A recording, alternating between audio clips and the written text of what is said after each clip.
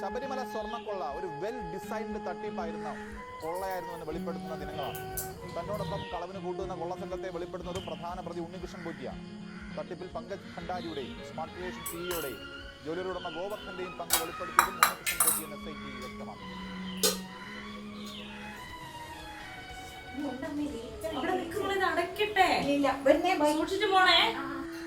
പെണ്ണിന്റെ ഒരു കാര്യം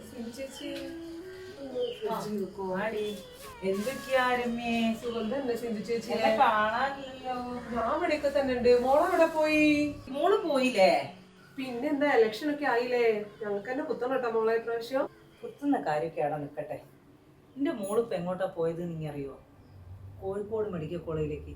അതെന്താ നമ്മളെ നാട്ടിൽ ഹോസ്പിറ്റലിൽ ഇല്ലാഞ്ഞിട്ടാ? നിങ്ങളെ മൂത്ത മോളെ പ്രസവത്തിന് വേണ്ടി കൊയിലാണ്ടി ഹോസ്പിറ്റലിൽ പോയ സമയത്ത് ഗൈനക്കോളജിൻ്റെ OP ഉണ്ടായിട്ട് പോലും അതിന് വേണ്ട സജ്ജീകരണങ്ങൾ ഇല്ലാത്തത് കൊണ്ട് കോഴിക്കോട് മെഡിക്കൽ കോളേജിലേക്ക് റെഫർ ചെയ്തു. എൻ്റെ മോളിപ്പോൾ അവിടെ ഹോസ്പിറ്റലിൽ കിടക്കുക. ഓക്ക് ഭക്ഷണവും കൊണ്ട് പോയതാ എൻ്റെ ചെറിയ മോള് ഈ ഒരു വെയിലത്ത് വണ്ടി ഓടിച്ച്. അപ്പം ഇതിനൊക്കെ ഒരു മാറ്റം വരട്ടെ. തൽക്കാലം എൻ്റെ മോള് ചെല്ല്.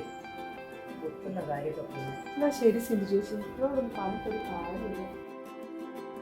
സിന്ധു ചേച്ചി പറഞ്ഞത് കേട്ടില്ലേ? മാറ്റം അതിനാണ്. നാടിന്റെ വികസനം കപട വാഗ്ദാനങ്ങളാകരുത്.